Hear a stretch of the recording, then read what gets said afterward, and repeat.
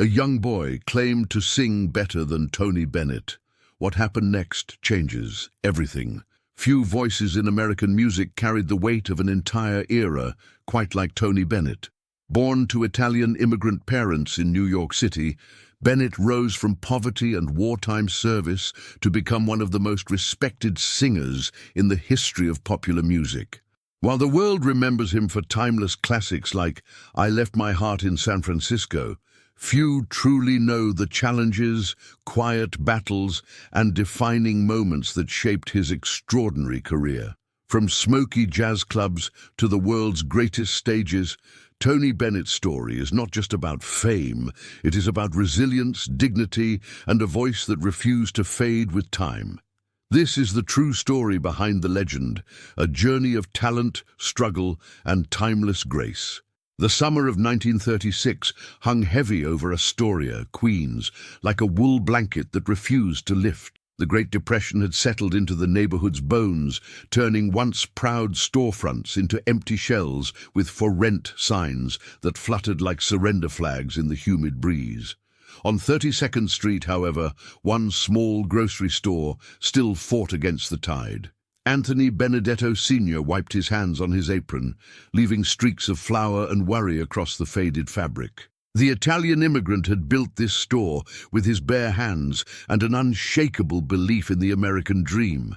But lately, that dream felt as fragile as the overripe peaches he couldn't afford to throw away. Behind him, his 10-year-old son, Anthony Jr., Tony to everyone who knew him, sat cross-legged on a wooden crate, sketching portraits of customers in the margins of old newspapers. "Papa, why don't people buy as much as they used to?" Tony asked, his pencil pausing mid-stroke as he captured the tired lines around Mrs. Castellano's eyes. Anthony Sr. looked at his son, seeing himself in the boy's dark Italian features, but recognizing something else there too, a sensitivity, an artistic spark that hadn't yet been dulled by the harsh realities of adult life. "Times are hard, figlio mio, but we keep our doors open because people need us, and sometimes that's enough." The bell above the door chimed, and Father McKenna from St. Bartholomew's entered, his black cassock dusty from the August heat.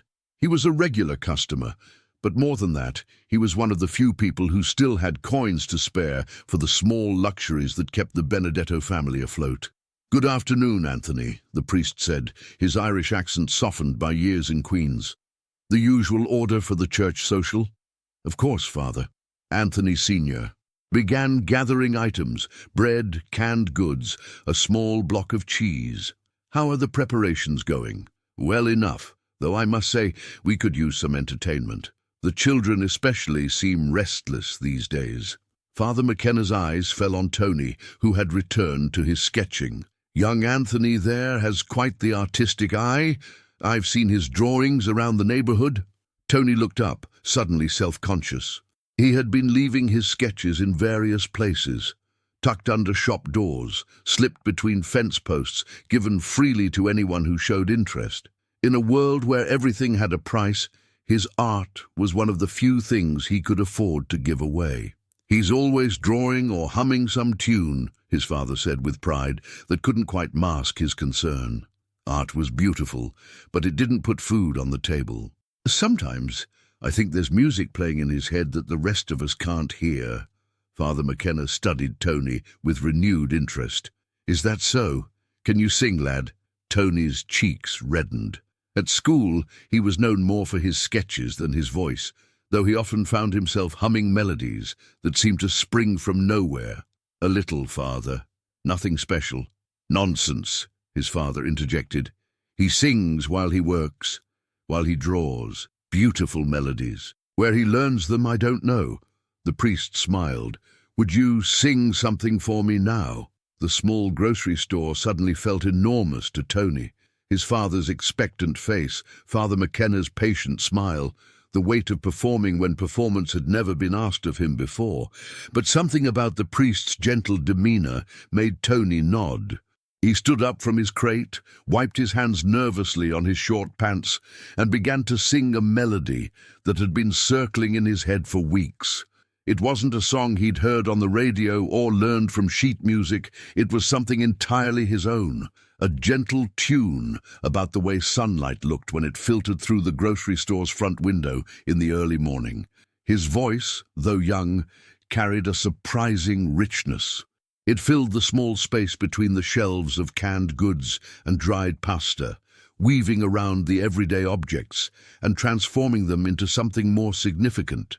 The melody spoke of hope tinged with melancholy, of beauty found in ordinary moments, of dreams that refused to die even when everything else seemed to be crumbling. When he finished, the silence that followed wasn't empty.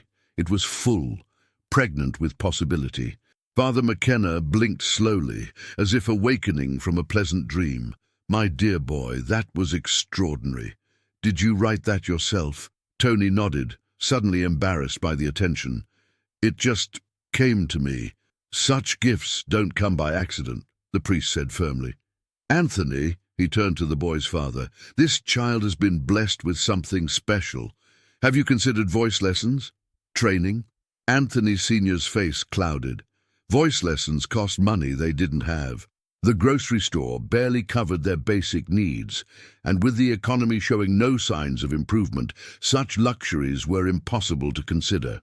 "Father, you know our situation. I understand completely." Father McKenna held up a hand. "But what if I told you there might be another way?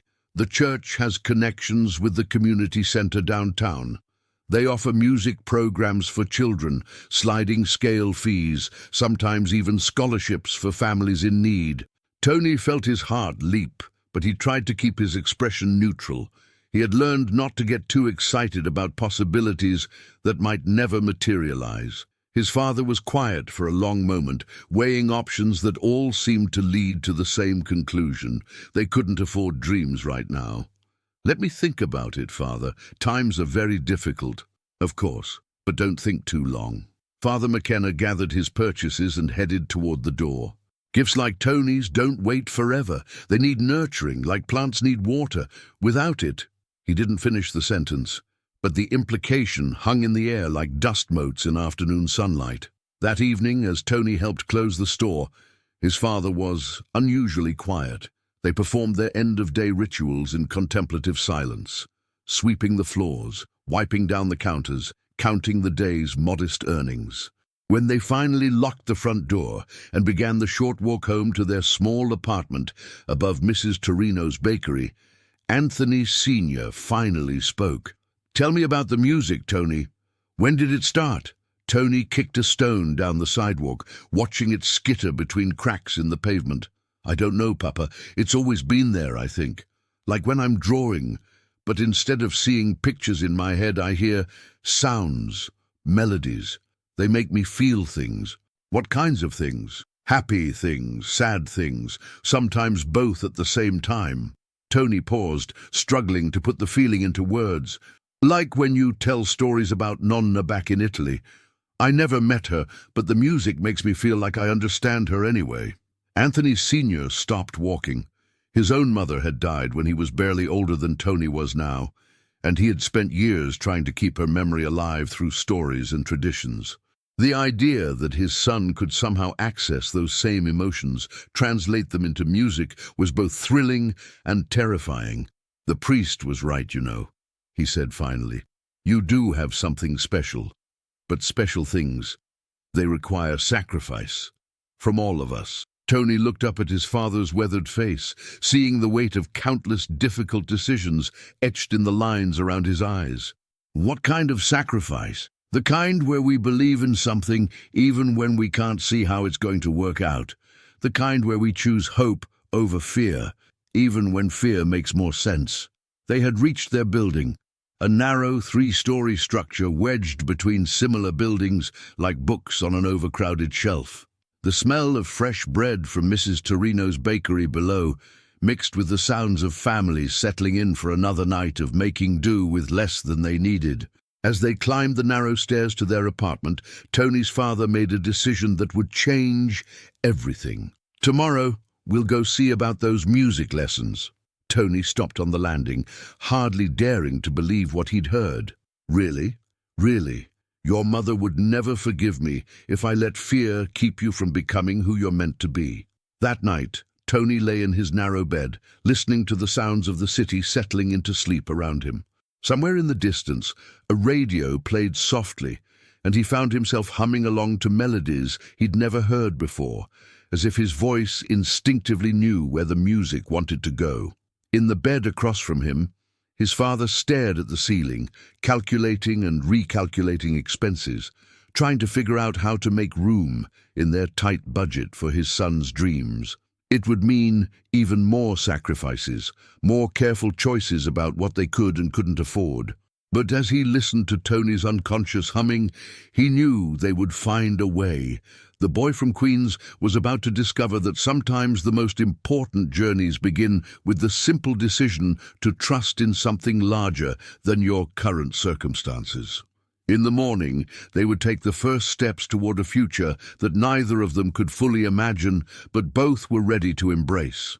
The Community Arts Center stood on East 42nd Street like a beacon of possibility amid the urban decay that seemed to define New York in 1937. Its brick facade, though weathered, maintained a dignity that spoke of better times and future hope. As Tony and his father approached the building on a crisp October morning, the sound of piano scales drifted from open windows, mixing with the cacophony of city traffic to create an unlikely urban symphony. "Are you sure about this, Papa?" Tony asked, clutching a small notebook where he'd been writing down melodies that came to him in quiet moments. His father had sacrificed evening meals and weekend treats to save the $15 needed for the first month of lessons, and the weight of that sacrifice pressed heavy on the boy's shoulders. Anthony Sr. paused at the entrance, his hand resting on the heavy wooden door. "I'm sure about you, Figlio. That's all that matters."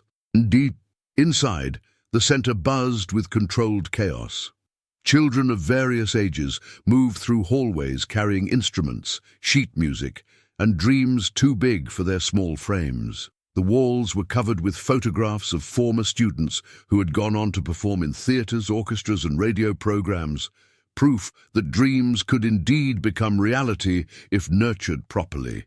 Mrs. Eleanor Hoffman, the center's director, greeted them in the main office. She was a woman in her 60s, with silver hair pulled back in a practical bun, and eyes that seemed to see straight through to a person's musical soul. She had spent 40 years teaching voice and piano, and her reputation for identifying and developing talent was legendary throughout the city. "So you're the young man Father McKenna told me about," she said, studying Tony with the same intensity a jeweler might use to examine a rare stone. "He mentioned you have a natural ear and compose your own melodies." Tony nodded shyly, suddenly feeling very small in the spacious office filled with awards, certificates, and photographs of successful students. "Show me," Mrs. Hoffman said simply. "Ma'am, sing something, anything. I need to hear what we're working with." Tony looked at his father, who gave him an encouraging nod. Taking a deep breath, he began to sing the same melody he'd performed for Father McKenna, but this time it felt different. The acoustics of the room enhanced his voice, and he could hear qualities he'd never noticed before. A warmth in the lower notes, a clarity in the higher register that surprised even him. When he finished, Mrs. Hoffman was quiet for a long moment, making notes on a pad of paper. "Interesting," she murmured. "Very interesting indeed. Your son has what we call natural musicality. He instinctively understands phrasing, rhythm, and emotional expression. But more than that, he has something you can't teach: authenticity." Anthony Sr. straightened with pride, though he wasn't entirely sure what authenticity meant in musical terms. "However," Mrs. Hoffman continued, "raw talent without proper training is like a beautiful garden without careful tending. It may grow wild and produce something lovely, but with the right guidance, it can become extraordinary." She turned to Tony. "Are you prepared to work hard? Music isn't just about having a nice voice. It's about discipline, practice, understanding the technical aspects of breath control, pitch accuracy, and interpretation." Tony nodded eagerly. "Yes, ma'am. I want to learn everything." "Good. We'll start with basic vocal exercises, breathing techniques, and music theory. You'll also need to begin studying the masters, understanding how great singers interpret songs, how they use their voices to tell stories and convey emotion. Over the following months, Tony threw himself into his studies with the intensity of someone who had found his true calling. 3 times a week, he would take the subway from Queens to Manhattan, his notebook of original melodies tucked safely in his jacket pocket. Mrs. Hoffman proved to be a demanding but patient teacher, breaking down his natural abilities and rebuilding them with proper technique and classical training. "Breathe from your diaphragm, not your chest," she would instruct, placing her hand on his stomach to ensure proper breathing technique. The voice is an instrument, and like any instrument, it must be properly supported. Now let's try that phrase again, but this time, think of the words as a story you're telling to someone you love. Tony learned to read music, though he found that his ear was often faster than his eyes. He could hear harmonic progressions and chord changes intuitively, sometimes suggesting variations that surprised even Mrs. Hoffman with their sophistication. "Where did you learn to hear music that way?" she asked one afternoon after he had spontaneously harmonized with the piano exercise. "I don't know," Tony admitted. "It's like the notes want to go certain places, and I can hear where they want to go before they get there. That's called perfect pitch, combined with natural harmonic sense," Mrs. Hoffman explained. "It's quite rare, and it's one of the reasons I believe you have the potential for a professional career." The word professional sent a thrill through Tony's 12-year-old frame. Until that moment, music had been a personal joy, a way to express feelings he couldn't put into words. The idea that it could become his life's work seemed almost too wonderful to believe. At home, his father noticed changes beyond just musical improvement. Tony carried himself differently, with more confidence and purpose. He still drew constantly, but now his sketches were often accompanied by musical notations, visual representations of songs that existed only in his imagination. "How are the lessons going?" Anthony Sr. asked one evening as they walked home from the store.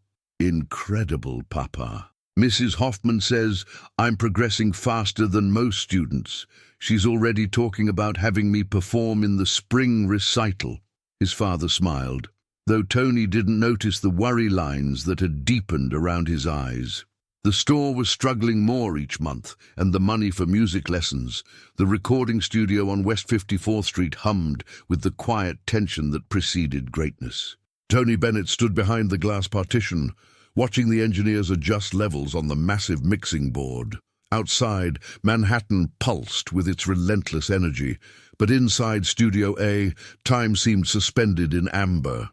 It was February 1962, and Columbia Records had booked him for what would become one of the most important sessions of his career. "Ready when you are, Tony," called Ernie Altshuler, the producer, through the intercom. The orchestra had been rehearsing for 2 hours, their instruments gleaming under the hot studio lights. The Ralph Sharon Quartet sat poised, Ralph's fingers dancing silently over the piano keys as he ran through the arrangement one last time in his mind. Tony nodded, loosening his tie slightly. The song they were about to record had been haunting him for weeks, a melancholy ballad about a man who left his heart in San Francisco. George Corey and Douglas Cross had written it years earlier, but something about the melody and lyrics had captured Tony's imagination like few songs ever had. It wasn't just another tune. It felt like destiny, wrapped in 4/4 time. "From the top," Ralph announced, his Brooklyn accent cutting through the studio's reverent hush. The opening piano notes cascaded like morning light over the Bay Area fog, gentle and inevitable. Tony closed his eyes, feeling the music wash over him. In his mind, he wasn't standing in a Manhattan recording studio anymore. He was on a hill overlooking the Golden Gate Bridge, the Pacific wind carrying away everything except the pure emotion of the moment. When he opened his mouth to sing, something magical happened. The words flowed from him not as performance, but as confession, each phrase weighted with genuine longing. I left my heart in San Francisco. The orchestra swelled behind him, the string section adding layers of melancholy that seemed to lift the very air in the studio. Behind the glass, the engineers exchanged glances. They'd recorded thousands of sessions, worked with legends and newcomers alike, but this felt different. The needle on the VU meter danced, capturing not just sound but soul. Even the union rep, notorious for his stoic demeanor during long recording sessions, found himself leaning forward, captivated. Tony's voice soared through the second verse, his phrasing impeccable. He bent notes not for show, but for meaning, each subtle modification serving the story he was telling. This wasn't about vocal gymnastics, it was about truth. In that moment, he became every person who had ever loved a place so deeply that leaving it felt like tearing away part of their heart. The bridge section arrived like a revelation.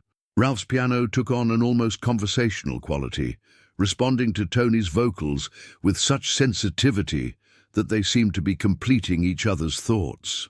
The bass walked steadily underneath, providing the heartbeat that kept the song alive. The strings swelled and retreated like tides, creating space for emotion to breathe. When the final note faded, the studio fell silent, not the empty silence of completion, but the full silence of awe. Tony opened his eyes to find every person in the room staring at him with something approaching reverence. The engineer's hand hovered over the playback button, but nobody moved. They all understood instinctively that they had just witnessed something that transcended the usual boundaries between performer and audience. "Jesus, Tony," Ernie finally whispered through the intercom. That was perfect. But Tony barely heard him. He was thinking about his father, how John Benedetto had dreamed of seeing his son succeed in America. He thought about the countless nights singing in small clubs, the rejection letters from record labels, the times when quitting seemed like the only sensible option. All of it had led to this moment, this song, this perfect capture of human emotion in 3 minutes and change. The playback was even more stunning. Hearing his voice coming through the studio monitors, Tony felt like he was listening to a stranger, someone who had lived through heartbreak and joy and had found a way to distill it all into music. The arrangement was flawless, every instrument perfectly balanced, but it was the emotion that made it transcendent. This wasn't just a recording, it was a piece of his soul, pressed into vinyl. After the session wrapped, Tony walked alone through the streets of Midtown Manhattan. The February air was bitter, cutting through his overcoat like a knife, but he barely noticed. His mind was spinning with possibilities. He had always believed that music could transport people, that a great song could make someone feel less alone in the world. But tonight, for the first time, he truly understood the power he wielded as an artist. He stopped at a small diner on 8th Avenue, sliding into a corner booth where he could watch the late-night crowd through the window. Cab drivers grabbing coffee between fares, night shift workers heading home, young couples lost in their own worlds, all of them living their private dramas against the backdrop of the city that never sleeps. Each person carried their own version of leaving their heart somewhere, Tony realized. His song had simply given voice to something universal. The waitress, a tired-looking woman in her 50s with kind eyes, refilled his coffee cup. "You look like you've had a good night, honey," she said with the easy familiarity of someone who had seen every kind of human emotion play out in her diner. "I think I might have," Tony replied, surprising himself with the quiet certainty in his voice. "I think I might have." Outside, snow began to fall, dusting the city in pristine white that would be grey by morning. But for now, in this moment, everything looked beautiful and full of promise. Tony Bennett sat in that diner until dawn, listening to the rhythm of the city and understanding, perhaps for the first time, exactly who he was meant to be. Chapter 7. The Sound of Success. The letter arrived on a Tuesday morning in late spring, sliding through the mail slot of Tony's modest apartment on the Upper West Side like a whisper of change. Columbia Records letterhead, cream-colored and official, bearing news that would transform everything. I Left My Heart in San Francisco had not only become a hit, it had become a phenomenon. Tony read the sales figures twice, then a third time, before the numbers truly sank in. The song was climbing the charts with a momentum that surprised even the most optimistic executives at Columbia. Radio stations from coast to coast were playing it in heavy rotation, and requests were pouring in faster than DJs could count them. More importantly, the song was reaching people in a way that transcended demographics. Young couples were making it their song, while their parents found themselves transported back to their own moments of longing and loss. The phone began ringing at 7 in the morning and didn't stop until well past midnight. Booking agents, television producers, magazine editors, everyone wanted a piece of the man who had captured America's heart with a song about leaving it behind. Tony found himself torn between exhilaration and overwhelm. Success, he was learning, brought its own unique set of challenges. His first major television appearance was scheduled for The Ed Sullivan Show, the Sunday night institution that had launched careers and defined American entertainment for over a decade. The Sullivan Theater on Broadway buzzed with controlled chaos as performers, technicians, and network executives prepared for another live broadcast to tens of millions of viewers. Tony stood in the wings, watching a juggling act conclude their routine to polite applause. The familiar pre-performance butterflies danced in his stomach, but they felt different now. These weren't the desperate nerves of a struggling artist hoping for his break. These were the focused jitters of a professional who understood the weight of the moment. "Tony Bennett, you're up in 5, the stage manager called, his voice cutting through the backstage bustle. Tony nodded, running through his pre-performance ritual. A few vocal warm-ups, a moment of silence to center himself, and then the conscious decision to trust everything he had learned over years of grinding it out in small clubs and recording studios. Ed Sullivan himself appeared at Tony's elbow, his distinctive stoic presence somehow both comforting and intimidating. "Good to have you on the show, Tony," Sullivan said in his famously formal manner. "The song's been getting tremendous response. Just do what you did on the record, and you'll be fine." The advice was simpler than it sounded. Television performance required different skills than recording.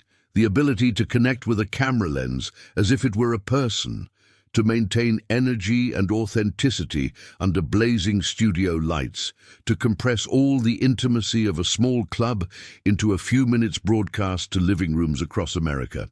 When his cue came, Tony walked onto the stage with the quiet confidence that had become his trademark. The studio audience greeted him with warm applause, and he could feel their expectation like a physical presence. These people had heard the record, had fallen in love with the song, and now they wanted to see if the man could live up to the magic. Ralph Sharon's piano introduction filled the theater, and Tony felt that familiar transformation begin. The hot lights, the cameras, the hundreds of faces in the audience, all of it faded into background as the music took over.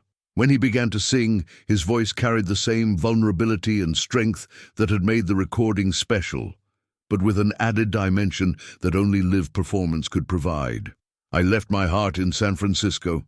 The words floated over the studio audience and through television screens into American homes with an intimacy that made each listener feel personally addressed. Tony's eyes found individual faces in the crowd. A young couple holding hands, an elderly woman with tears in her eyes, a teenage girl mouthing along with every word and sang directly to them. The performance was flawless, but more than that, it was genuine. When the final note faded and the audience erupted in sustained applause, Tony felt something he had never experienced before, the knowledge that he had not just entertained people, but had moved them. The standing ovation seemed to go on forever, and even Ed Sullivan, notorious for his restrained reactions, was clapping enthusiastically. Backstage after the show, the atmosphere was electric. Fellow performers stopped by to congratulate him. Network executives shook his hand with new respect, and the booking agents who had been calling all week suddenly seemed much more interested in longer conversations. Tony accepted the praise graciously, but part of his mind was already moving forward, thinking about what came next. The weeks following the Sullivan appearance brought a whirlwind of activity. Concert bookings poured in from venues across the country, not the small clubs and casino lounges that had been his bread and butter, but prestigious halls and theaters that represented the pinnacle of American entertainment. The Copacabana in New York, the Ambassador Hotel in Los Angeles, the Palmer House in Chicago, venues where only the biggest names performed. His first major concert was at Carnegie Hall, a dream he had harbored since his teenage years, spent listening to jazz records and studying the great performers of the past. Standing on that legendary stage, looking out at an audience of sophisticated New Yorkers who had paid top dollar to hear him sing, Tony felt the full weight of how far he had traveled from that working-class kid in Queens. The concert was a triumph. Tony's set list mixed standards from the Great American Songbook with newer material, but it was "I Left My Heart in San Francisco" that brought down the house. When he performed it that night, the song felt like more than just his signature tune. It felt like a statement of artistic purpose, a declaration that music could indeed bridge the gaps between hearts and minds. After the show, Tony stood alone on the empty Carnegie Hall stage for a few minutes, absorbing the silence that followed thunderous applause. The janitor was already beginning to clean up the theater, sweeping confetti and programs from between the seats. But for Tony, the moment stretched on, pregnant with possibility and the strange melancholy that often follows the fulfillment of long-held dreams. Success, he realized, was not an end point, but a platform. The question now was what he would build upon it. By 1964, Tony Bennett had become a household name, but fame had brought complexities he hadn't anticipated.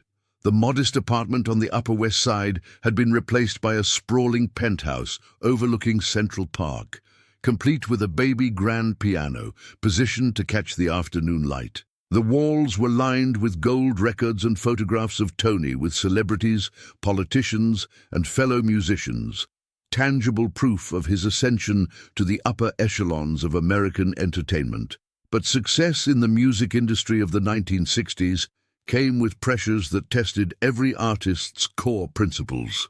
The British invasion had swept across America like a cultural tsunami, with the Beatles, the Rolling Stones, and countless other young rock acts fundamentally changing what audiences expected from popular music. Record executives, always eager to capitalize on the latest trend, began pressuring established artists to adapt or risk obsolescence.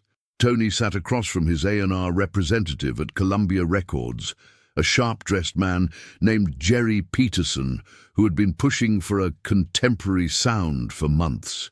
Peterson's corner office on the 32nd floor overlooked the Hudson River, its windows reflecting the changing skyline of a city in constant flux.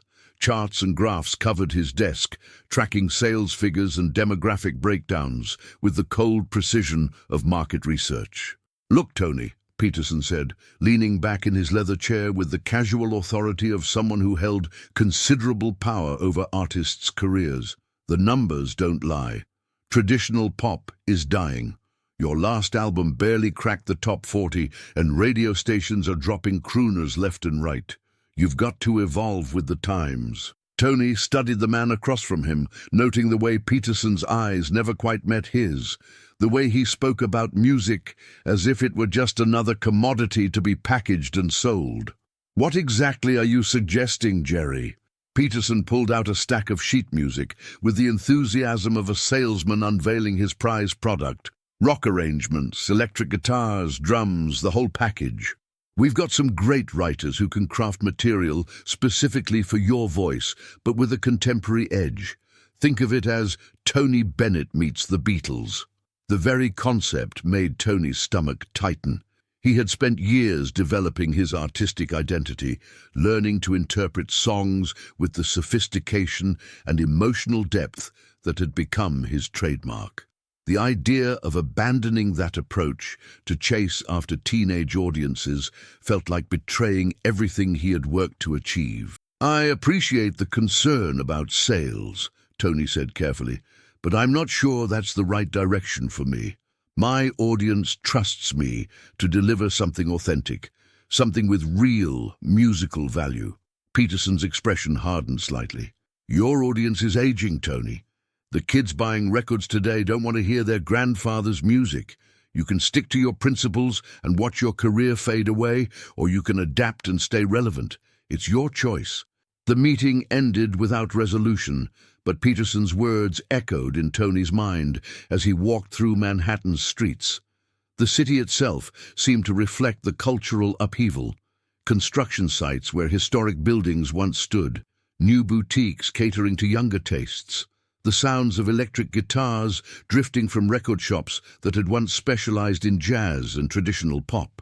That evening, Tony called his longtime friend and musical director, Ralph Sharon. They met at a quiet restaurant in Little Italy, away from the industry crowds and music business politics. Ralph had been with Tony since the early days, understanding his artistic vision in ways that few others could match. "They want me to go electric," Tony said over wine and pasta. His voice, the neon glow of the Flamingo Hotel's marquee, cast long shadows across the Las Vegas Strip as Tony Bennett stood in his dressing room, staring at his reflection in the mirror. The year was 1973, and the face looking back at him seemed older than his 47 years warranted. The desert heat had seeped through the hotel's air conditioning, leaving the small room stuffy and oppressive, much like the conversation he'd just endured with his record label executives. "Tony, we need to talk about your direction," Harold Stern, the newly appointed A&R director for Columbia Records, had said just an hour earlier. He was a younger man with fashionably long hair and wire-rimmed glasses, representing everything that Tony found foreign about the music industry's new landscape. "The charts are telling us a story, and frankly, it's not your story anymore." The meeting had taken place in the hotel's business center, a sterile room with fluorescent lighting that made everyone look sickly. Present were Harold, Tony's longtime manager Jack Rollins, and two other Columbia executives whose names Tony had already forgotten. They'd flown in from New York specifically for this intervention, which should have told him everything he needed to know about the gravity of the situation. "What exactly are you saying, Harold?" Tony had asked, though he suspected he already knew the answer. Harold had pulled out a manila folder thick with charts and reports. "Your last 3 albums haven't cracked the top 50. Meanwhile, artists like Elton John, The Carpenters, and Diana Ross are dominating. The sound has changed, Tony. The audience has changed. If we're going to continue this partnership, we need you to evolve with the times." Jack Rollins had shifted uncomfortably in his seat. He was a good man who'd been with Tony through the lean years and the fat ones, but even he couldn't argue with numbers. "What are you proposing?" he'd asked. "We want Tony to work with some contemporary producers," Harold had continued, his voice taking on the practiced tone of someone delivering a pitch they'd rehearsed. "Maybe collaborate with some younger songwriters. There's talk of a disco album. Or perhaps something with a rock edge. The Beatles showed us that anything is possible if you're willing to experiment." Tony had felt something cold settle in his stomach. Disco? Rock? He'd looked around the table at the faces staring back at him expectantly. "Gentlemen, with all due respect, I'm a jazz singer. I interpret the great American songbook. That's who I am." "That's who you were," one of the nameless executives had interjected. "But markets evolve, Tony. You can either evolve with them or get left behind." Now, alone in his dressing room, Tony loosened his bow tie and sat heavily in the worn leather chair beside his makeup table. The sound of slot machines and conversation drifted up from the casino floor below, a constant reminder of the world of chance and risk that Las Vegas represented. In 30 minutes, he'd be on stage performing for an audience that seemed to grow smaller and older with each passing year. His pianist, John Bunch, knocked softly on the door before entering. A tall, gentle man from Indiana, John had been with Tony for several years and understood both his musical philosophy and his current predicament. "How'd the meeting go?" John asked, though Tony's expression probably told him everything he needed to know. "They want me to make a disco album," Tony said, managing a rueful laugh. "Can you picture it? I left my heart in San Francisco with a 4/4 beat and synthesizers." John winced. That's not you, Tony." "No, it's not." Tony stood and began pacing the small room, his hands gesturing as he spoke. "But maybe they're right. Maybe I am a relic. Maybe I've been fooling myself thinking that good music will always find an audience." "You don't believe that, don't I?" Tony stopped and faced his pianist. "John, I've been doing this for over 20 years. I've seen fads come and go. Rock and roll was supposed to kill jazz, then folk music, then psychedelia, now disco. But I always believed that quality would endure. Now I'm wondering if I've been naive." John sat down on the small couch against the wall, his expression thoughtful. "You remember when we played the Village Vanguard last month? That young woman in the front row who knew every word to The Way You Look Tonight? She couldn't have been more than 25. Tony nodded. He did remember her. A college student from NYU who'd come up after the show to tell him how much his music meant to her. "There are still people who get it," John continued. "Maybe not as many as there used to be, but they're out there. The question is whether you're willing to wait for the world to come back around to you." A sharp knock interrupted their conversation. "5 minutes, Mr. Bennett," came the call from the stage manager. Tony straightened his tie and checked his appearance one final time. The face in the mirror looked tired, but there was still something there, a spark that hadn't been extinguished despite everything.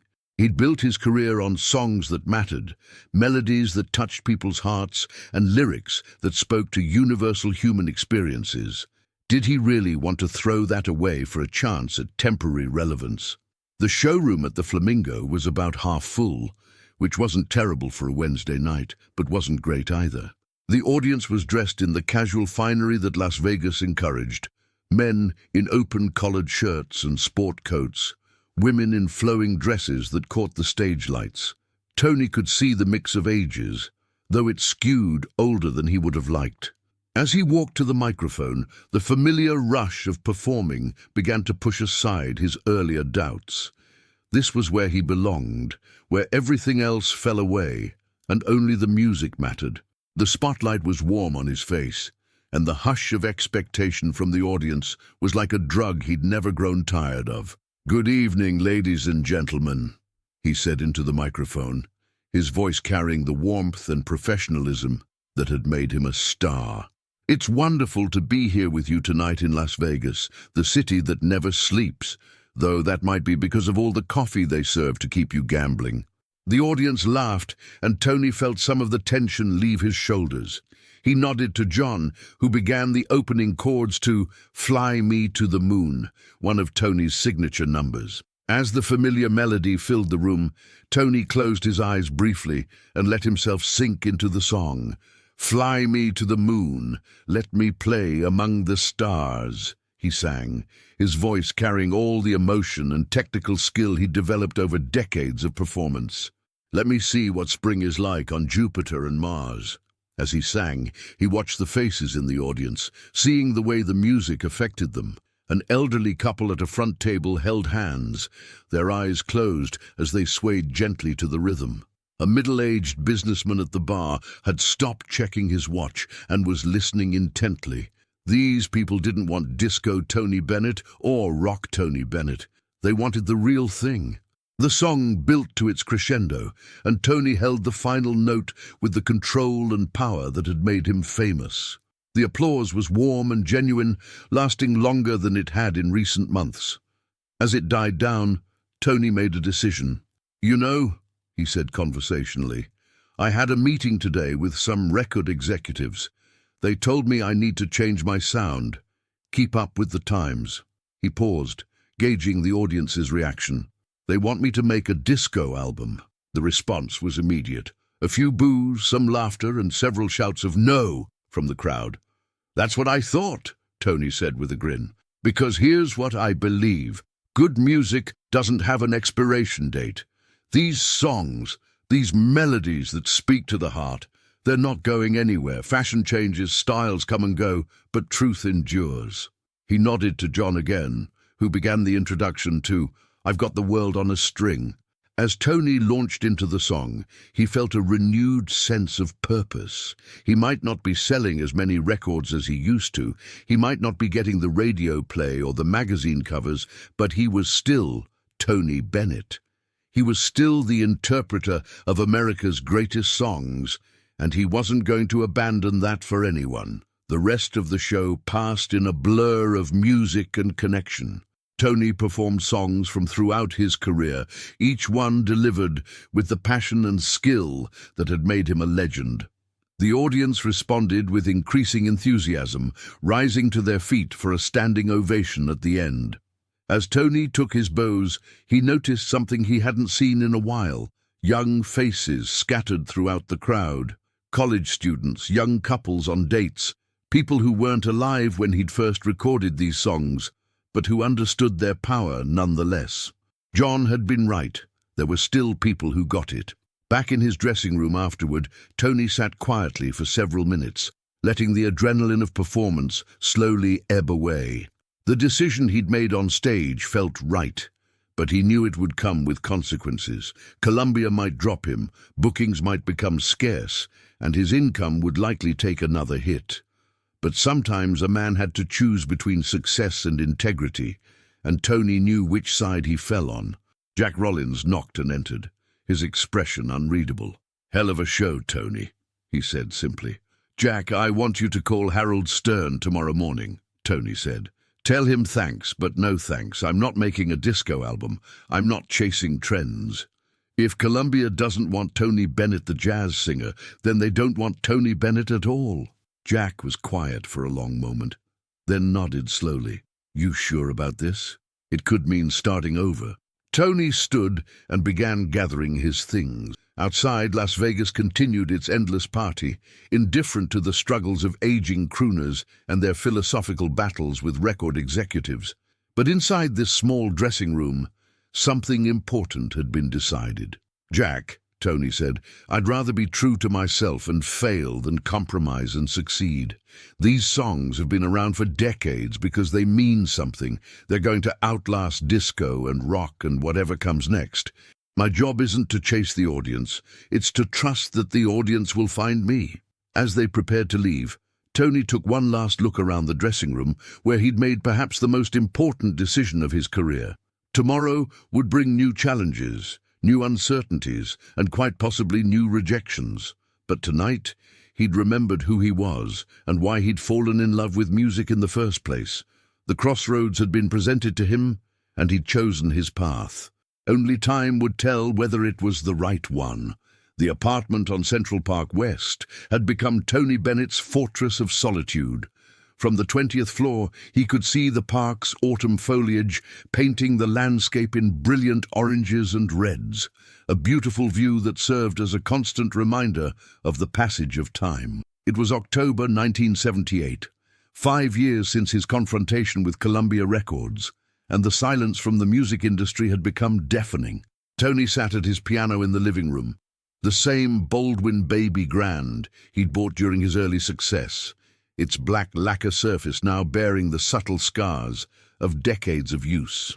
The morning sun streamed through the large windows, illuminating scattered sheet music and newspaper clippings, mostly reviews from small venues and jazz clubs where he'd been performing to increasingly intimate audiences. The telephone rang, its shrill tone cutting through the apartment's quiet. Tony glanced at it with the mixture of hope and dread that had become familiar. Every call might be the one that changed everything, or it might be another bill collector. "Hello?" he answered, his voice still carrying its professional warmth despite everything. "Tony, it's Marty." Martin Machat was his lawyer, a sharp-eyed man who'd been trying to navigate Tony's increasingly complex financial situation. "We need to talk. Can you come in this afternoon?" "How bad is it, Marty?" Tony asked, though he suspected he already knew. Bad enough. The IRS is getting impatient, and your ex-wife's attorney is making noise about back alimony. We need to discuss your options. After hanging up, Tony remained at the piano, his fingers absently picking out the melody to The Good Life, a song that had taken on ironic overtones given his current circumstances. The good life indeed. He was living in a beautiful apartment he could barely afford, performing in venues that paid a fraction of what he'd once commanded, all while maintaining the pretense that everything was fine. The financial troubles had started gradually after he'd left Columbia Records. Without the backing of a major label, bookings had become sporadic. The music industry had moved on to newer sounds. Punk rock was emerging from the underground, Saturday Night Fever had made disco even more dominant, and jazz was increasingly viewed as museum music. Tony Bennett, once the toast of New York's nightclub scene, now found himself playing venues he wouldn't have considered during his heyday. A knock at the door interrupted his thoughts. His neighbor, Mrs. Goldstein, an elderly widow who'd become something of a surrogate mother to him during these difficult years, stood in the hallway holding a covered plate. "I made too much brisket again," she said with a knowing smile. "You look like you haven't been eating." Tony accepted the plate gratefully. Mrs. Goldstein had been one of the few constants during these turbulent years, never asking questions about his circumstances, but always seeming to appear when he needed her most. "Thank you, Rose. You're an angel." "Angel, nothing," she said, pushing past him into the apartment. "I'm a nosy old woman who worries about her neighbors, especially the ones who play piano at 3 a.m. Tony winced. "I'm sorry if I've been disturbing you." "Disturbing me? Honey, I wait for it. These old walls aren't that thick, you know. When you play Body and Soul the way you did last night, it's better than anything on television." They sat together at Tony's small dining table, Mrs. Goldstein insisting he eat while she regaled him with neighborhood gossip. Her presence was comforting, a reminder that even in the midst of professional wilderness, human connections endured. After she left, Tony made his way to Marty Machat's office on West 57th Street. The lawyer's office was everything Tony's apartment wasn't. Modern, successful, intimidating. Floor-to-ceiling windows offered a view of the Manhattan skyline that spoke of power and influence, neither of which Tony felt he possessed anymore. Marty was a small, intense man who got straight to the point. He spread Tony's financial documents across his mahogany desk like a poker player revealing a losing hand. "The IRS wants $600,000 in back taxes," Marty said without preamble. "Your ex-wives are owed approximately the dollars the autumn of 1986 painted New York in shades of gold and crimson, and for the first time in years, Tony Bennett felt the colors match something stirring within him. The small recording studio in Midtown Manhattan was nothing like the grand facilities he'd once commanded at Columbia Records, but there was something pure about its modest dimensions: 4 walls, decent acoustics, and a piano that had seen better decades but still held its tune. Susan Benedetto sat in the corner, watching her husband with the careful attention of someone who had witnessed both triumph and devastation. They'd been married for 2 years now, and she'd seen him at his lowest points, the nights when he'd paced their apartment, wondering if his voice would ever matter again, if the industry that had once celebrated him would ever welcome him back. "Tell me again why we're here," Tony said, adjusting his tie with the nervous precision of a man preparing for an audition rather than a recording session.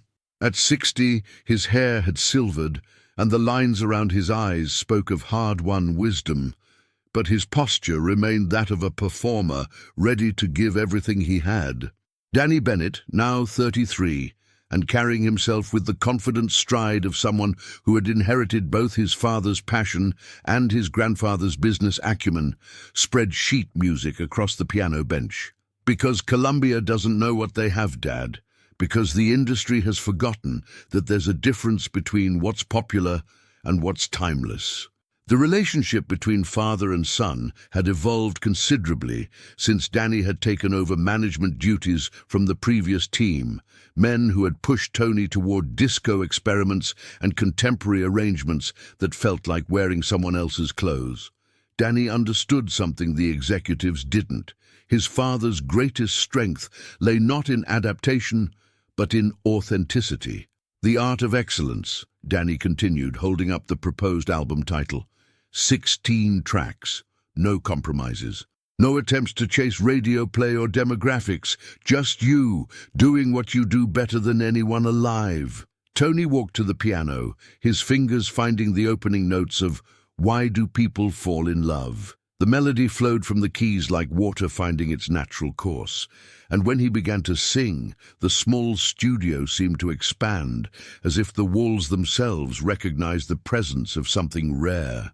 The engineer, a young man named Marcus, who had grown up listening to hip-hop and rock, found himself leaning forward despite himself. He'd taken this session as a favor to a friend, expecting to spend the day working with some washed-up crooner from his parents' generation. Instead, he was witnessing something that made him understand why his grandmother had always insisted on playing Tony Bennett records during Sunday dinner. "That's it," Susan whispered, and both Danny's father and son turned to look at her. "That's the sound. Not trying to be young, not trying to be contemporary, just being Tony Bennett in 1986 with everything he's learned." The session that day produced 3 complete tracks, each one a small masterpiece of interpretive singing. Tony's voice had deepened with age, gaining a gravelly richness that somehow made even familiar standards feel newly discovered. When he sang, "When Do the Bells Ring for Me," it wasn't nostalgia. It was a man in his 60s asking the universe a question he'd never stopped carrying. 2 weeks later, Danny sat across from Bruce Lundvall in the executive's corner office at Manhattan Records. Lundvall, a veteran of the industry who had worked with everyone from Miles Davis to Dexter Gordon, listened to the demo tracks with the focused attention of someone who understood both artistry and commerce. "This is good," Lundvall said finally, removing his headphones. "This is very good. But Tony, I have to ask, are you prepared for this to be a small success? The market for this kind of music, it's not what it was." Tony leaned forward, his hands clasped in front of him. "Bruce, I've been chasing other people's ideas of success for too long. I just want to make music that matters. If that reaches 10 people or 10 million, I can live with either outcome." Lundvall smiled, the kind of expression that suggested he'd been waiting years to hear someone say exactly those words. "Then we have a deal." The recording sessions for The Art of Excellence stretched through the winter months, and each day brought small revelations. Tony worked with arranger Jorge Calandrelli, a brilliant musician who understood that the goal wasn't to modernize Tony Bennett, but to present him with the clarity of a perfectly cut diamond. One afternoon, as they worked on Why Do People Fall in Love, Danny noticed his father stopping mid-phrase, his eyes distant. "What is it, Dad?" Tony set down his water glass and looked around the studio, at the engineers, at the musicians, at his son, who had believed in him when the industry had written him off. "I was just thinking about something Joe Barry told me years ago. He said the secret wasn't to sing to the audience, but to find the song inside yourself and let them overhear it." The pianist, a session veteran named Mike Renzi, nodded knowingly. "That's the difference between performing and communicating." "Exactly," Tony said, "and I think I forgot that for a while. I was so busy trying to give people what I thought they wanted that I stopped giving them what only I could give them." The album was completed in March 1987, and the first reviews were cautiously positive. Critics who had dismissed Tony Bennett as a relic found themselves confronting something unexpected. An artist who had used his exile from mainstream success not as defeat, but as education. The real validation came from an unlikely source. One evening, as Tony and Susan walked through Central Park, a young man approached them, early 20s, wearing a Columbia University sweatshirt and carrying a worn copy of The Art of Excellence. "Mr. Bennett," the student said, his voice nervous but determined, "I just wanted to thank you. My jazz history professor played your new album in class, and it was the first time I understood what my grandfather meant when he said music could tell the whole truth about being human. Tony signed the album cover, but more importantly, he looked the young man in the eyes. "What's your name?" "Michael. Michael Rodriguez." "Michael, you remember this. The songs don't belong to any generation. They belong to anyone brave enough to really listen to them." As they walked away, Susan slipped her hand into Tony's. "That's what success looks like, isn't it? Not the charts or the sales figures, but moments like that." Tony nodded, watching the city lights begin to flicker on across the park. "I think I'm finally learning the difference." The album wouldn't become a massive commercial success, but it accomplished something more valuable. It announced that Tony Bennett was back, not as a nostalgia act or a compromise with contemporary trends, but as an artist who had rediscovered his essential voice. The phoenix hadn't just risen from the ashes, it had remembered how to fly. Barton, Chapter 17. The Lesson in Listening. The Lincoln Center Education Department's offices buzzed with the controlled chaos of an organization trying to do too much good work with too little funding. Margaret Chen, the program director, had been with the center for 8 years, long enough to see educational initiatives rise and fall based on the whims of donors and the attention spans of administrators. Today was different. Today, Tony Bennett was coming. "Are you sure about this?" asked James Wright, her assistant, as he arranged folding chairs in the small rehearsal space they'd managed to secure. "I mean, Tony Bennett, coming here to work with these kids? It feels too good to be true." Margaret smiled as she tested the ancient upright piano they'd wheeled in for the occasion. The instrument had seen better decades, but it held its tune well enough for educational purposes. Danny Bennett called personally. Said his father wanted to give back, wanted to work with young musicians who might not otherwise have access to this kind of mentorship. The program they'd developed was modest in scope, but ambitious in heart, bringing professional musicians to work with talented young people from across the 5 boroughs, many from families where private music lessons were a luxury beyond reach. Today's group consisted of 12 students, ages 8 to 16, selected through auditions held at community centers and schools throughout the city. Among them was Marcus Williams, a 13-year-old from the Bronx, whose grandmother had entered him in the program after hearing him sing along to her old records. Marcus possessed the kind of natural talent that made adults stop mid-conversation and listen. But more than that, he had the confidence that sometimes comes with not yet understanding how difficult the professional music world could be. "Miss Chen," Marcus said as the other students filed in, "is it true that Tony Bennett is really coming? Like the Tony Bennett who sang 'I Left My Heart in San Francisco'?" "The very same," Margaret replied, noting the mix of excitement and nervous energy in the room. "And I want you all to remember, this is a master class, not a concert. Mr. Bennett is here to teach, which means you're here to learn." The students came from different worlds. Marcus from the Bronx, Jennifer Kim from Flushing, Queens, David Torres from Brooklyn's Sunset Park, Sarah Washington from Harlem. What united them was talent and hunger, the kind of raw musical instinct that no amount of money could buy. At exactly 2 p.m., the door opened, and Tony Bennett entered with the quiet authority of someone comfortable in their own skin. He wore a simple navy blazer and gray slacks, no different from what he might wear to lunch with friends, but his presence transformed the modest space into something that felt suddenly important. "Good afternoon," he said, his voice warm but businesslike. "I'm Tony Bennett, and I understand you're all here because you love music." Danny Bennett followed his father into the room, along with a small entourage that included Margaret's supervisor and a photographer who had been strictly instructed to remain unobtrusive. But Tony's attention focused immediately on the young faces looking back at him with expressions ranging from awe to skepticism.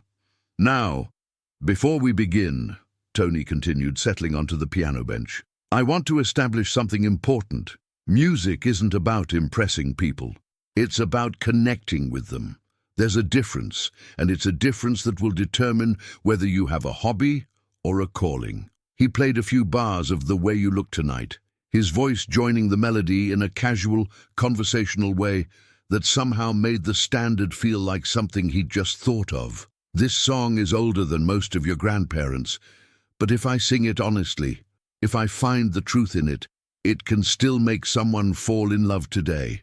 Jennifer Kim raised her hand tentatively. Mr. Bennett, how do you find the truth in someone else's song? Tony smiled. What's your name, sweetheart? Jennifer. Jennifer, that's the right question. Come up here. He gestured to the space beside the piano. What's a song you know well, something you've sung before? Over the Rainbow? Jennifer's voice carried the slight uncertainty of someone testing the waters. Perfect. Now sing it for me, but first, tell me what it means to you.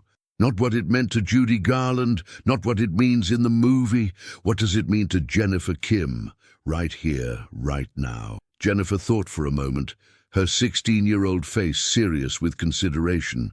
It means hoping for something better than what you have, but also being scared that maybe what you have is actually okay, and you're just being greedy. Tony nodded approvingly. Now that's honest. Now sing it from that place.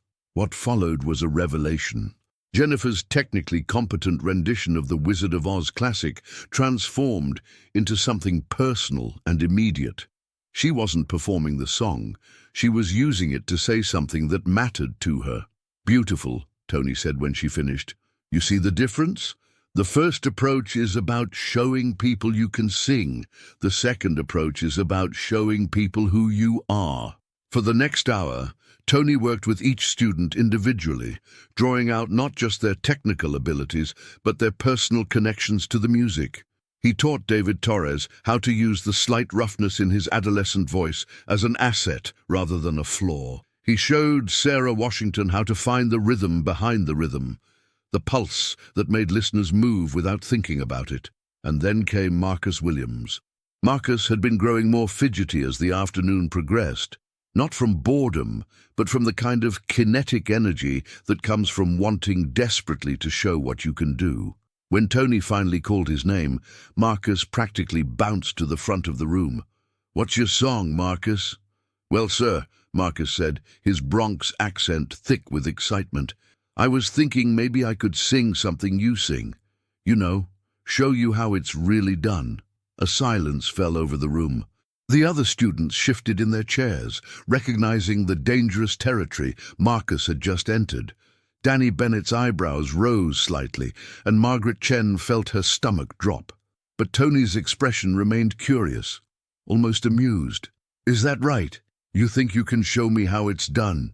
I mean, no disrespect, Mr. Bennett, but my grandmother says I sing better than anybody she's ever heard, including on the radio. And I've been listening to your records. I think I could do I Left My Heart in San Francisco better than you." The room held its breath. Here was a 13-year-old kid from the Bronx, full of talent and confidence, essentially challenging one of the greatest singers of the 20th century to a musical duel. Margaret Chen started to intervene, but Tony held up a gentle hand to stop her. "Well then," Tony said, his voice carrying genuine interest, "let's hear it." Marcus grinned and moved to the center of the small space as Tony played the opening bars of his signature song. The boy's voice, when it emerged, was undeniably gifted, rich, powerful, technically impressive for someone his age. He hit every note with precision, demonstrated remarkable breath control, and delivered the lyrics with the kind of showmanship that could fill a much larger room.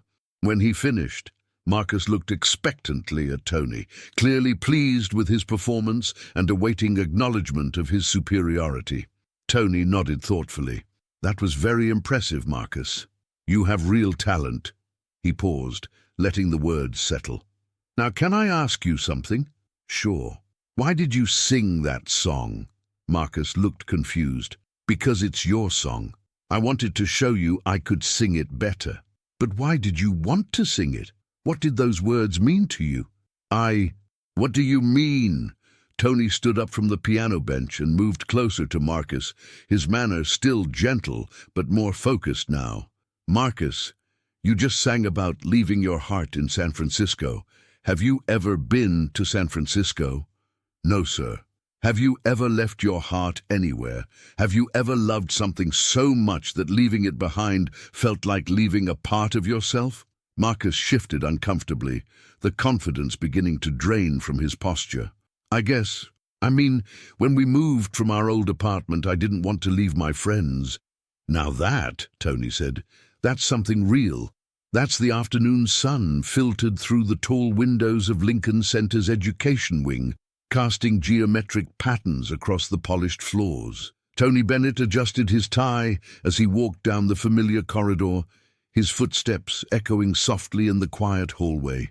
At 75, he moved with the measured grace of someone who had learned to conserve energy for what truly mattered. And today, what mattered was sharing his love of music with the next generation. The Vile Music Institute had become one of his favorite places to visit.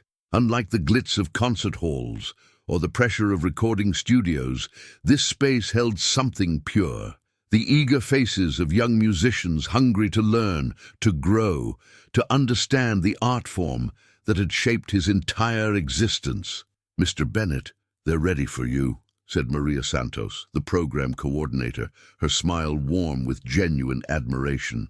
She had worked with countless visiting artists over the years, but few commanded the respect and affection that Tony Bennett inspired simply by walking into a room. Tony nodded, checking his watch. The masterclass was scheduled to run for 2 hours, working with 12 carefully selected young vocalists from across the tri-state area. These weren't just any students, they were the cream of the crop, kids who had already shown exceptional promise and dedication to their craft.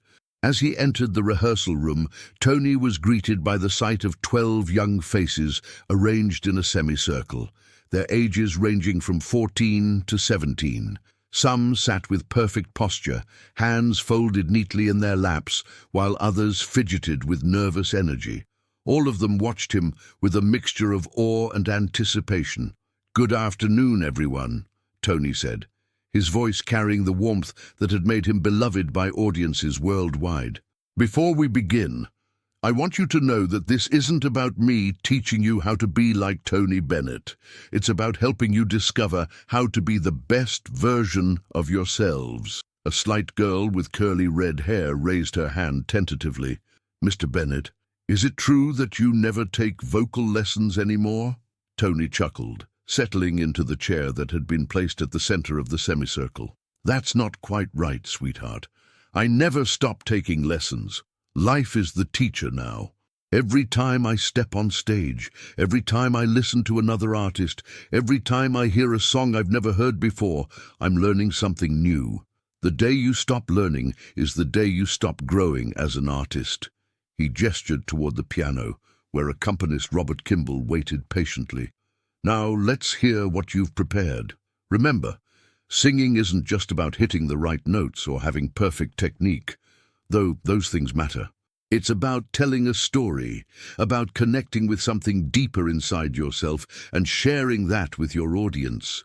The first student, a polished 16-year-old named Sarah from Manhattan's Upper East Side, performed a note-perfect rendition of "Summertime." Her technique was flawless, her pitch precise, but when she finished, Tony gently shook his head. "Sarah, that was technically beautiful," he said, his tone encouraging rather than critical. "But I didn't feel the summer you were singing about. I didn't feel the heat, the lazy afternoons, the longing that Gershwin wove into those lyrics. Technique will get you through the door, but emotion will make people remember you long after you've left the stage." Sarah nodded earnestly, absorbing the feedback. "How do I find that emotion, Mr. Bennett?" "You live it," Tony replied simply. "Even if you've never experienced exactly what the song is describing, you find something in your own life that connects to it. Maybe you've never lived through the kind of summer Gershwin wrote about, but surely you've felt longing. You've felt that bittersweet ache of wanting something just out of reach. That's your way into the song." The afternoon progressed with each student performing and receiving Tony's gentle but insightful guidance. He helped a nervous boy from the Bronx find confidence in his interpretation of "The Way You Look Tonight," encouraged a jazz-obsessed girl from New Jersey to slow down and let the lyrics breathe, and worked with a young tenor to understand that power wasn't about volume, it was about conviction. It was during the final hour of the masterclass that Marcus stepped forward. At 15, he was one of the younger students in the group, but he carried himself with a confidence that bordered on cockiness. His family had driven up from Philadelphia specifically for this opportunity, and Marcus had been talking about it for weeks. "Mr. Bennett," Marcus said, his voice carrying a swagger that made several of the other students exchange glances, "I've been studying your style for years. I think I've got it down pretty well. Actually, I think I might be able to sing your songs better than you do." The room fell silent. Even Robert Kimball's fingers froze over the piano keys. Tony Bennett had heard many things in his decades-long career, but this level of bold confidence from someone so young was striking. He studied Marcus's face, seeing not malice or disrespect, but the kind of fierce self-belief that reminded him of his own younger self. Instead of taking offense, Tony smiled. A genuine, warm smile that surprised everyone in the room. "That's quite a statement, Marcus. I appreciate confidence in a young artist. Tell me, what makes you think you can sing my songs better than I can?" Marcus straightened his shoulders, clearly expecting a different reaction. "Well, I've got better range than you do now, and I've been trained in all the latest vocal techniques. Plus, I'm young, so my voice is stronger." Tony nodded thoughtfully, as if genuinely considering the boy's words. "Those are all valid points. Range and strength are certainly important. But let me ask you something. Do you know why I chose to sing "I Left My Heart in San Francisco" the way I did when I first recorded it?" Marcus shrugged. "Because that's how the song was written." "Actually, no," Tony replied, leaning forward slightly. "The original arrangement was quite different. But when I sang it, I thought about a specific moment in my life, a time when I was touring and missing someone I love back home. That longing, that ache of distance, that's what shaped every note I sang. The technical aspects served that emotion, not the other way around." The room was completely still now, every student hanging on Tony's words. "Marcus, I'd like to hear you sing. Choose any song of mine that you'd like, and show us how you do it better." There was no mockery in Tony's voice, no challenge designed to humiliate. Instead, there was genuine curiosity and encouragement. Marcus, perhaps sensing this, selected "The Best Is Yet to Come," one of Tony's signature pieces. As Robert began the introduction, Marcus launched into the song with impressive technical skill. His range was indeed broader than Tony's current capabilities, and his young voice had a power and clarity that was undeniable. He hit every note perfectly, demonstrated complex vocal runs, and finished with a flourish that showcased his considerable ability. When he finished, the other students applauded politely, but something felt missing. Tony was the first to speak. "Marcus, that was technically exceptional," he said, and meant it. "Your voice is beautiful, your training is evident, and your skill is impressive. But I want to ask you something, and I want you to think carefully before you answer. When you were singing about the best being yet to come, what were you thinking about?" Marcus looked puzzled. "I was thinking about hitting the high notes cleanly and making sure my breathing was right." Tony nodded understandingly. "And those are important things to think about, but the song isn't called "The High Notes Are Yet to Come." It's about hope, about believing that no matter what you've been through, the greatest moments of your life are still ahead of you. When I sing that song, I think about every comeback I've ever made, every time someone counted me out, every moment when I had to choose between giving up and pushing forward. That's what gives the song its power." He stood up slowly and walked to where Marcus was standing. "May I show you something?" Marcus nodded, suddenly less sure of himself. Without any fanfare or preparation, Tony began to sing "The Best Is Yet to Come" a cappella. His voice, weathered by decades and age, didn't have the pristine quality of Marcus's young instrument, But from the first note, the room was transformed. Every word carried weight, every pause held meaning. When he sang about the best being yet to come, it wasn't just lyrics. It was a life philosophy born from experience, refined by struggle, and delivered with the authenticity that only comes from having lived every word you're singing. When he finished, the silence in the room was profound. Several of the students had tears in their eyes, and Marcus stood completely still, staring at Tony with a new understanding. "Do you see the difference?" Tony asked gently. "It's not about who can sing better in a technical sense. It's about who can make you believe what they're saying. Music isn't a competition, Marcus. It's a conversation between the artist and the audience, and the most important thing you can bring to that conversation is your authentic self." Marcus's earlier confidence had evolved into something deeper, respect and genuine curiosity. "Mr. Bennett, how do I learn to sing like that? How do I find that truth in the song?" Tony placed a gentle hand on the young man's shoulder. "You live, Marcus. You experience joy and heartbreak, success and failure, love and loss. You pay attention to the world around you, and you let those experiences inform your art. But more importantly, you develop empathy. You learn to understand and connect with experiences you haven't had personally, and you bring that understanding to every song you sing." The masterclass officially ended 30 minutes later, but several students lingered, reluctant to leave this magical space where they had witnessed something extraordinary. Marcus was among them, approaching Tony as he gathered his things. "Mr. Bennett," Marcus said, his earlier swagger replaced by genuine humility. "I'm sorry for what I said earlier. I didn't understand." Tony turned to face him, his expression kind and patient. "Marcus, don't apologize for having confidence. The world needs artists who believe in themselves. Just remember that true confidence comes from understanding not just what you can do, but why you're doing it. Keep that fire, that ambition, but let it serve something bigger than just technical excellence." As Tony prepared to leave, Maria Santos approached him with a clipboard full of feedback forms from the students. "Mr. Bennett, I have to say, that was one of the most powerful masterclasses we've ever had. The way you handled Marcus, that was masterful." Tony chuckled softly. "Marcus reminded me of myself at that age.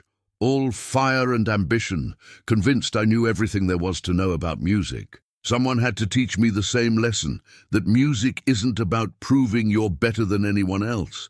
It's about serving something greater than yourself." As he walked out of Lincoln Center into the crisp afternoon air, Tony reflected on the day's events. The encounter with Marcus had reminded him of one of the most important lessons he had learned throughout his career, that true artistry wasn't about competition or comparison, but about authentic expression and genuine connection with others. The city hummed around him with its usual energy, but Tony felt a particular satisfaction in knowing that somewhere in that room, 12 young artists were thinking differently about their craft. Perhaps Marcus would remember this day, years from now, when he faced his own crossroads between technical perfection and authentic expression. Perhaps he would choose authenticity, just as Tony had learned to do so many years ago. The lesson, Tony knew, would continue to ripple outward in ways he might never fully understand. Under Chapter 22, Ripples in Still Water.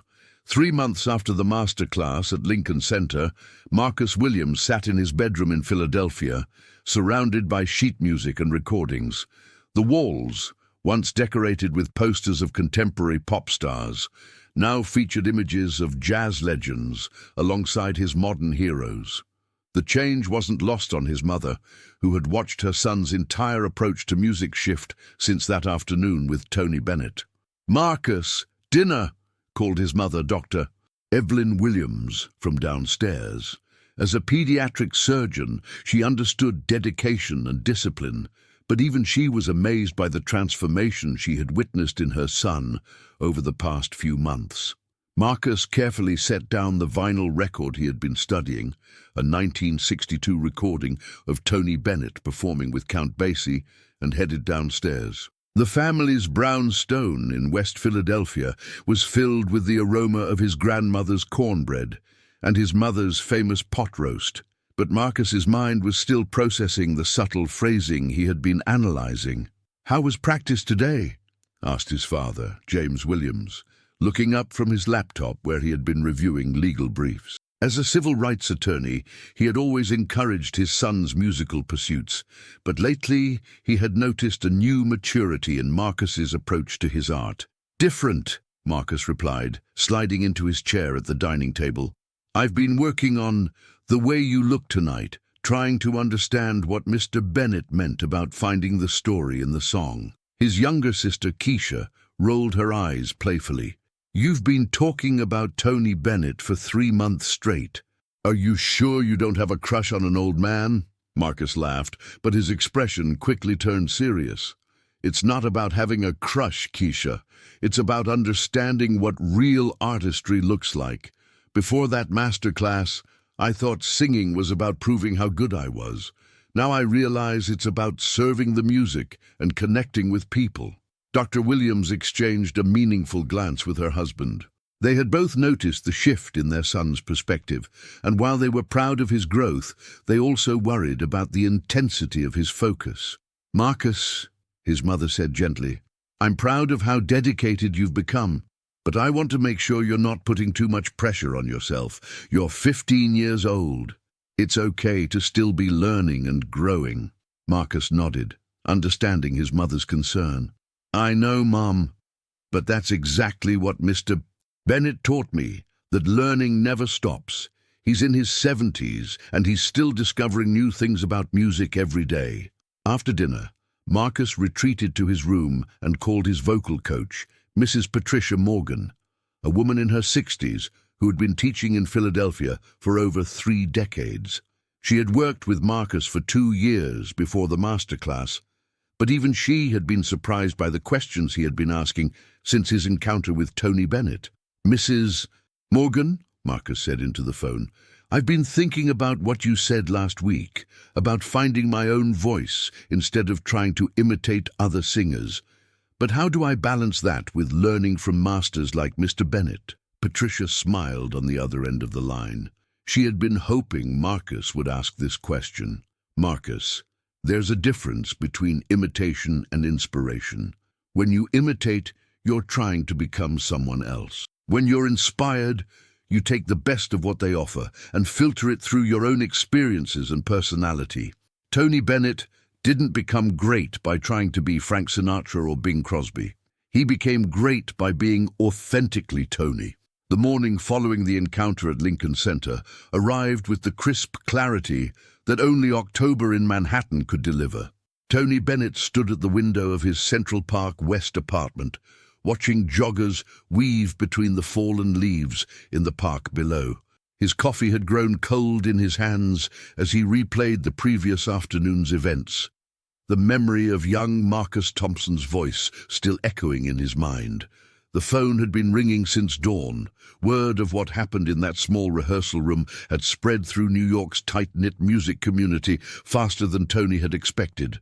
First, it was his publicist, then his booking agent, followed by a reporter from the New York Times who had somehow gotten wind of the story.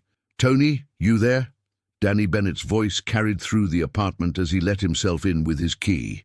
At 36, Tony's eldest son had inherited his father's determination, but packaged it in the sharp efficiency of modern business. He found his father still standing at the window, lost in thought. "Morning, son." Tony turned, setting down his untouched coffee. "I suppose you've heard." Danny couldn't suppress a grin. "Heard? Dad? Half of Manhattan's talking about it. A kid challenges Tony Bennett to a sing-off, and instead of showing him the door, you turn it into a masterclass. It's exactly the kind of story that reminds people why they love you." Tony walked to his piano, running his fingers across the familiar keys. "It wasn't about showing anyone anything, Danny. That boy, Marcus, he reminded me of something I'd almost forgotten." "What's that?" "The hunger, the pure, unfiltered need to sing." Tony's voice grew distant. "When I was his age, I would have challenged anyone. I did challenge everyone in my way. Standing on street corners, singing in restaurants for tips, convinced I was destined for something bigger. Danny pulled out a chair and sat backwards on it, the way he used to as a child when he wanted his father's full attention. Tell me about him. This Marcus kid. Tony's fingers found a gentle melody, nothing recognizable, just the kind of improvised tune that helped him think. 12 years old, maybe 13. Lives in Harlem with his grandmother. She brought him to the education program, hoping we could, I don't know, humble him, I think. But when he sang, the melody stopped abruptly. Danny, I haven't heard raw talent like that in years. Rough around the edges, sure, but there was something there, something real. So what happens now?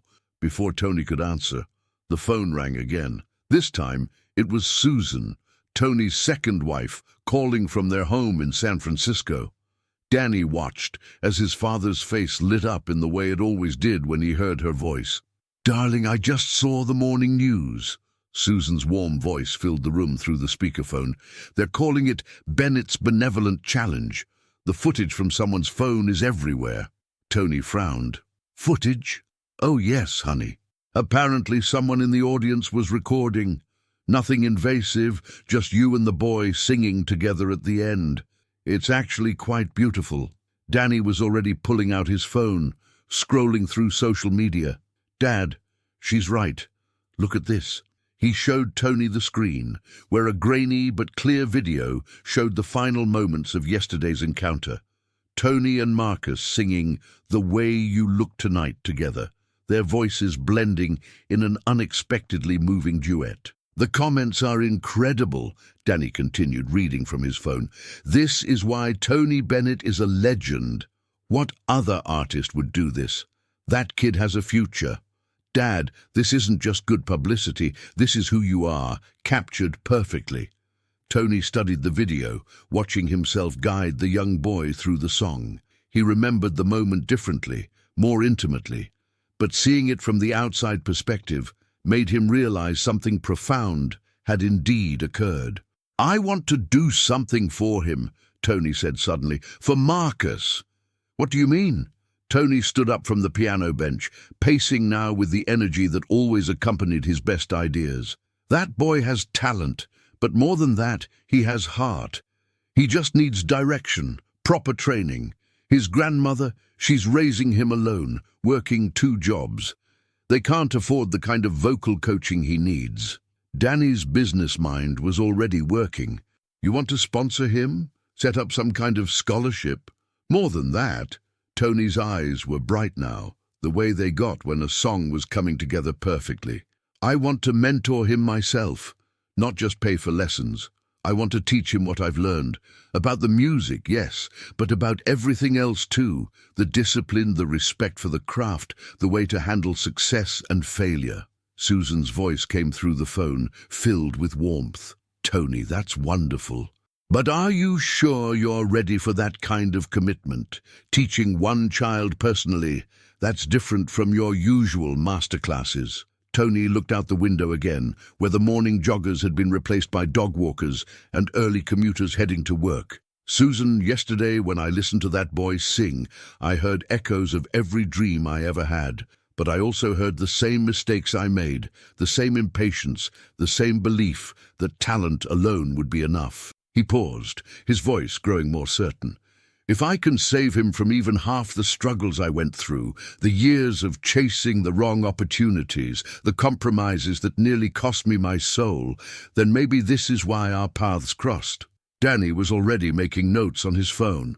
We'll need to talk to his grandmother, set up some kind of formal arrangement, and probably get some legal framework in place just to protect everyone involved. Handle the details, son, but keep it simple.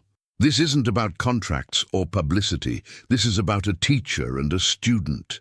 The phone rang again, and this time it was Tony's longtime pianist and musical director calling from Los Angeles. Word had reached the West Coast music community, and everyone wanted to know the same thing. Was Tony Bennett really going to personally mentor a 12-year-old boy from Harlem? As the morning progressed, the calls kept coming. Producers wanted to turn it into a documentary. Record labels were interested in the boy's potential. Television shows wanted interviews. But Tony found himself saying no to all of it, much to Danny's initial frustration. "Dad, some of these opportunities—" "No." Tony's voice was firm, but not angry. "The moment we turn this into a circus, we lose what made it special. That boy needs to learn to love the music first, everything else second, the same lesson I had to learn the hard way." By noon, Tony had made up his mind completely. He asked Danny to arrange a meeting with Marcus and his grandmother for the following day, not at Lincoln Center or any formal venue, but at his apartment. He wanted them to feel comfortable, to understand that this was about family, not business. "What will you tell them?" Danny asked as he prepared to make the call. Tony sat back down at his piano, his fingers finding the opening notes of "The Way You Look Tonight," the song he and Marcus had sung together. "I'll tell them the truth. That music saved my life, and maybe, just maybe, I can help save his." As the afternoon sun slanted through the apartment windows, Tony continued to play, working through the melodies that had sustained him through decades of triumph and struggle. Tomorrow would bring new challenges, new responsibilities he hadn't planned for at this stage of his career. But for the first time in months, Tony Bennett felt truly excited about the future. Not just his own future, but the possibility of shaping another young artist's journey, of passing on the lessons that had taken him a lifetime to learn. The ripples from yesterday's encounter were spreading far beyond what anyone had anticipated, but Tony was beginning to understand that some ripples were meant to become waves. The phone rang one more time as evening approached. This time it was Marcus's grandmother, Mrs. Dorothy Thompson, her voice carrying the careful politeness of someone unaccustomed to celebrity attention. "Mr. Bennett, this is Dorothy Thompson, Marcus's grandmother. I wanted to thank you for what you did yesterday." Tony smiled, settling into his favorite chair. "Mrs. Thompson, please call me Tony, and it's I who should be thanking you. Your grandson has a very special gift. He's been singing your songs all evening," she said, and Tony could hear the mixture of pride and worry in her voice. "Mr. Bennett, Tony, I appreciate all this attention, but I need to know your intentions are good. That boy has already faced enough disappointment in his young life. Mrs. Thompson, I'd like to meet with you tomorrow if you're willing, both you and Marcus. I have a proposition that I think might benefit us all, but I want you to hear it directly from me, not through phone calls or newspaper stories." There was a long pause. "You're serious about this, aren't you?" "More serious than I've been about anything in a long time." As Tony hung up the phone, he realized that the boy who had challenged him to sing better had already accomplished something remarkable. He had reminded Tony Bennett that the greatest performances happen not on stage, but in the quiet moments when one human being chooses to lift up another. The next afternoon, Tony Bennett found himself straightening throw pillows and checking the coffee pot for the third time. He couldn't remember the last time he'd been this nervous about a meeting in his own home. Danny watched from the kitchen, amused by his father's uncharacteristic fidgeting. "Dad, you've sung for presidents and performed at Carnegie Hall. Why are you pacing like a teenager before a first date?" Tony paused by the window, watching for any sign of their guests. "Because this matters, Danny. This isn't about entertaining someone for 2 hours and sending them home happy. This is about changing a life." At exactly 3 o'clock, the doorman called up to announce their visitors. Tony's hands were actually trembling slightly as he smoothed his shirt and walked to the door. When he opened it, he was greeted by the sight of Marcus Thompson standing tall beside his grandmother, both dressed in their obvious Sunday best, despite it being a Tuesday afternoon. Mrs. Dorothy Thompson was exactly as Tony had imagined from her voice, a woman in her mid-60s with kind but discerning eyes, the kind of person who had raised children through hard times and wasn't easily impressed by fame or fortune. Marcus stood slightly behind her, his earlier bravado replaced by the wide-eyed nervousness of a boy in unfamiliar territory. "Mrs. Thompson, Marcus, please come in." Tony stepped aside, gesturing them into his living room. "Thank you for coming."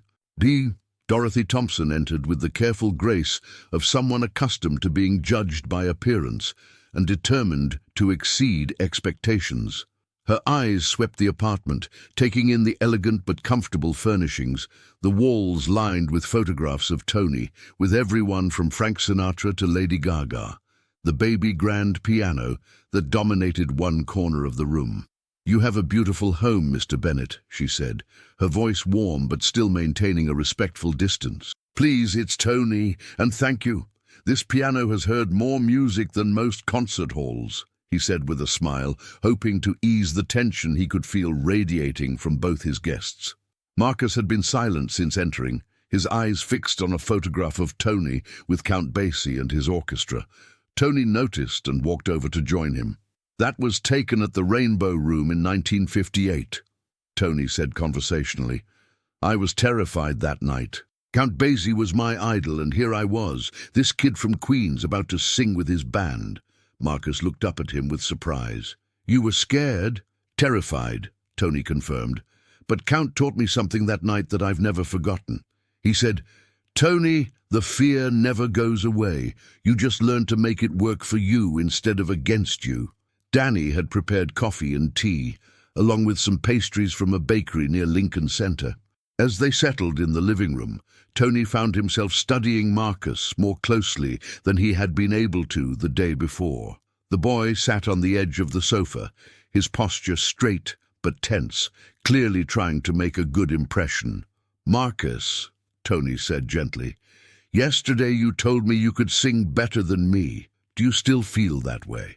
Dorothy shot her grandson a warning look, but Marcus met Tony's eyes directly. I was showing off, Mr. Bennett. My grandmother says I do that when I'm nervous." "And were you nervous yesterday?" "Yes, sir. I've been listening to your records since I was little. My grandmother has all of them." Tony looked at Dorothy with new interest. "You're a fan of the music?" Dorothy smiled for the first time since arriving, her formal demeanor softening slightly. "My late husband, Marcus's grandfather, he loved the standards. Tony Bennett, Sinatra, Ella Fitzgerald. When Marcus started singing as a little boy, those were the songs he heard around the house." "Tell me about his grandfather," Tony said, sensing there was more to the story. Dorothy's eyes grew distant. "William Thompson. He worked for the Transit Authority for 30 years, but music was his passion. He played piano at our church, had a beautiful baritone voice. He used to tell Marcus that good music was like good character. It lasted through everything." Tony felt something click into place. "When did he pass?" 3 years ago. Cancer." Dorothy reached over and squeezed Marcus's hand. "Marcus started singing seriously after that. I think it was his way of staying connected to his grandfather." The room fell quiet, and Tony understood now why Marcus carried himself with such determination, such hunger. The boy wasn't just singing for attention or praise. He was singing to honor memory, to maintain connection with someone he'd lost. "Marcus," Tony said, his voice gentle but direct, "I'd like to make you an offer, but I need you to understand what it means." Both grandmother and grandson straightened, their attention laser-focused. "I believe you have exceptional talent. Not perfect. You've got rough edges and some bad habits we'd need to work on, but the raw material is extraordinary." Tony stood and walked to his piano, running his fingers across the keys thoughtfully. "But talent alone isn't enough. I learned that the hard way. What matters is discipline, respect for the craft, and understanding that music is a conversation with generations of artists who came before you." He turned back to face them. "I'd like to work with you personally, Marcus. Not just arrange for lessons with someone else, but teach you myself. We'd meet twice a week, here at my apartment. We'd work on technique, yes, but also on the history of the music, the stories behind the songs, the way to honor the tradition while finding your own voice within it."